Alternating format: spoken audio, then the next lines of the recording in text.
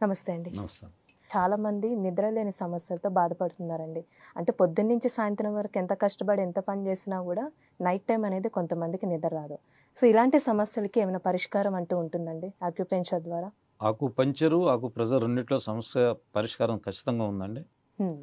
నేను దాన్ని ఇన్సోమియా అంటారు దాన్ని. 3 డేస్‌లో కనీసం చాలా క్రానిక్ డిసీజులు కూడా 3 రోజుల్లోనే దానికి పరిష్కారాన్ని చేయటం జరిగింది. హ్మ్. ప్రధాన సమస్య ఎందుకు వస్తుందనే దాని మీద కారణం కనుక్కోవటానికి మొదట ఎక్కువ లైటింగు. ఈ లైటింగ్ వచ్చి రెటీనా మీద పడ్డప్పుడు రెటీనా పీనియల్ గ్లాండ్ ఇన్యాక్టివ్ చేస్తది. Pineal gland pituitary gland inactive చేస్తది. హ్మ్. పిట్యూటరీ గ్లాండ్ థైరాయిడ్ని కూడా ఇన్యాక్టివ్ చేస్తుంది. ప్రపంచ ఆరోగ్య సంస్థ పీనియల్ గ్లాండ్ గురించి ఏం చెప్తుందంటే, పీనియల్ గ్లాండ్ అనేది ఒక సెక్సువల్కి, ఒక నిద్రకి పనిచేస్తుందని చెప్తూ ఉంది ప్రపంచ ఆరోగ్య సంస్థ. కానీ భారతీయ వైద్య విధానాలు ఏం చెప్తున్నాయంటే, pineal gland is the master gland అని చెప్తూ ఉంది. పీనియల్ గ్లాండ్ అన్ని గ్లాండ్ని నడిపిస్తుంది. ఎప్పుడైతే ఈ లైటింగ్ రాత్రి, ఎందుకంటే ఉదాహరణ ఏంటంటే మనకి కంట్లో రేడియం ఉండదు, మనకు ఉండదు. మనకు కుందేలు ఉంది, రాత్రి చీకట్లో మన లైటింగ్ చూడగలదు, కానీ మనిషి చూడలేడు. అదే కుందేలుకు మనం లైట్ వేసినప్పుడు లైట్ కాంతి పడ్డప్పుడు అది కదలలేదు, దానికి కనిపించదు. అలానే మనం 84 జీవరాశుల్లో మనిషి కూడా ఒక జంతువే. కానీ మనం పగలు తిని రాత్రి నిద్రపోయే జంతువులు. మనం పగలు తిని రాత్రి మనం పడుకోవాలి. మన పూర్వీకులు అందరూ కూడా 7:30 కల్లా పడుకున్నారు.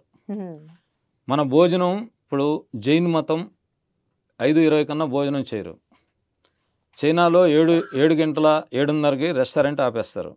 రష్యాలో 6 గంటలకు క్లోజ్ చేస్తారు.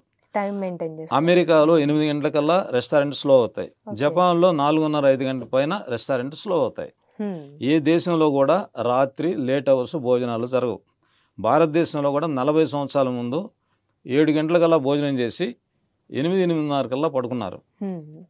ఎప్పుడైతే ఈ లైటింగ్ మనకి కంటిలో పడుతూ ఉందో, మనకి పీనియల్ గ్లాండ్ ఇన్యాక్టివ్ అవ్వటం వల్ల మనకి ఏ ఎంజైమ్స్ అయితే, ఏ నిద్రకైతే మనకు కావాల్సిన ఎంజైమ్స్ అన్ని కూడా రిలీజ్ కాకపోవటం వల్లనే మనకి నిద్ర వస్తుంది. దీన్ని ఆయుర్వేదంలో వాత జబ్బు అంటారు. మన పూర్వీకులందరూ కూడా పాలు తీసుకొని, పాలతో కూడా మనం అశ్వగంధ ఇది వేసుకొని తాగేవాళ్ళు. కానీ ఆకుప్రెషర్ పాయింట్స్ ఉన్నాయి. ఇప్పుడు మేము ఆకుప్రెషర్ పాయింట్లో మనం H7 అని ఒకటి చేస్తాం. ఇట్లా కొన్ని పాయింట్స్ కూడా మనం అవతల ఫేస్ మీద ప్రెషర్ ఇచ్చుకుంటూ వస్తాం.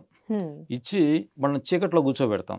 ఒక అరగంట చీకట్లో కూర్చున్న తర్వాత మెలటిన్ అనే ఒక హార్మోన్ రిలీజ్ అవుతుంది. అది 3 డేస్ చీకట్లో కూర్చోబెట్టి ఈ ట్రీట్మెంట్ చేసి మళ్ళీ 4th డే కల్లా వాళ్ళకి నిద్ర వచ్చేస్తుంది. వితౌట్ స్లీపింగ్ ట్యాబ్లెట్ అవసరం లేకుండానే నిద్ర వస్తుంది. కానీ ఇప్పుడు మనం చేయాల్సింది ఏంటంటే, ఎవరికైతే నిద్ర పట్టడం లేదో వాళ్ళు 7-8 కల్లా ఒక చీకటి గదిలో కూర్చోవాలి. ఒక 1/2 అవర్ కూర్చొని అలా పోయి పడుకోవాలి. అలా 3 నుంచి 4 రోజులు ఎవరైతే వాళ్ళు చేస్తారో వాళ్ళకి ఆటోమేటిక్గా మెలటిన్ అనే హార్మోన్ రిలీజ్ అవ్వటం జరుగుతుంది. నిద్రకి మాత్రలు వేయటం చాలా ప్రమాదకరం.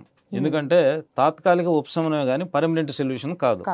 ఇది పర్మనెంట్ సొల్యూషన్ నేను చెప్పేది. మామూలుగా ఇప్పుడుండే లైటింగ్ వైట్ లైటింగ్స్ వస్తున్నాయి. ఇప్పుడంతా లైట్ చాలా మెర్క్యూరీ టైప్లో ఉన్నాయి. ఆ మెర్క్యూరీ వచ్చి రెటీనాని ఇబ్బంది చేస్తుంది. రెటీనా పీనియల్ గ్లాండ్ ఇన్యాక్టివ్ చేస్తుంది. Pineal gland is the master gland. ఇది WHO కూడా ఇదే చెప్తుంది. కానీ భారతీయ సిస్టమ్ అయితే మన పూర్వీకులందరూ కూడా, ఇప్పుడు ఒక చిన్న ఉదాహరణ ఏంటంటే, ఇప్పుడు నిద్రకి పిల్లలకి కనెక్ట్ ఉంది, పీనియల్ గ్లాండ్కి, పిట్యూటరీ గ్లాండ్కి, థైరాయిడ్ గ్లాండ్ కనెక్ట్ ఉంది.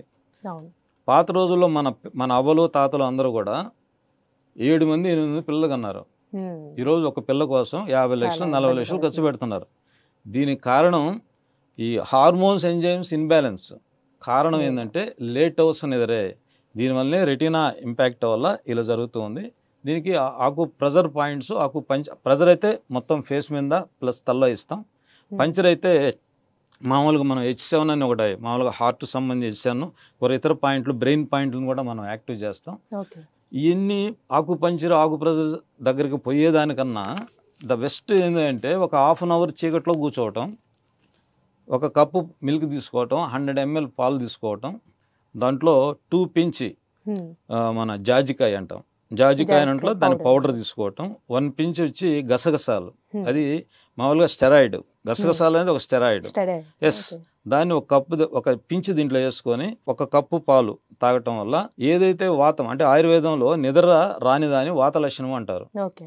ఇప్పుడు ఈ పాలు కఫం, ఈ కఫం ఏం చేస్తుంది అంటే వాతాన్ని తగ్గించి నిద్ర పట్టిస్తుంది.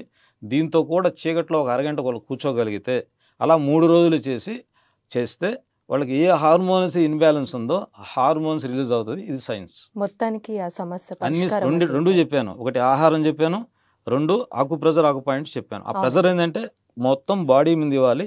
ఈ టిప్స్ అన్నీ కూడా ట్రీట్మెంట్ చేస్తాం. 3 days కూర్చోబెట్టి చేస్తాం. అది కూడా టైమింగ్ ఏంటంటే మన బాడీలో 14 ఛానల్స్ ఉంటాయి. 14 ఛానల్స్ ఏ ఛానల్లో ఏ టైంలో ఉంటుంది అనేది ప్రధానంగా ఏంటంటే 7 to 9 వచ్చి బ్రెయిన్ ఛానల్ ఉంటుంది.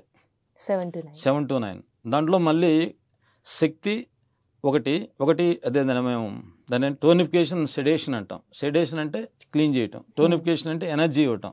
ఆ ఎనర్జీ ఇచ్చే టైం వచ్చి 7 to 8 ఉంటుంది. కాబట్టి ఆ టైంలోనే మేము నిద్ర రాని వాళ్ళకి ఇన్సోమియా పేషెంట్కి ట్రీట్మెంట్ ఇస్తాం.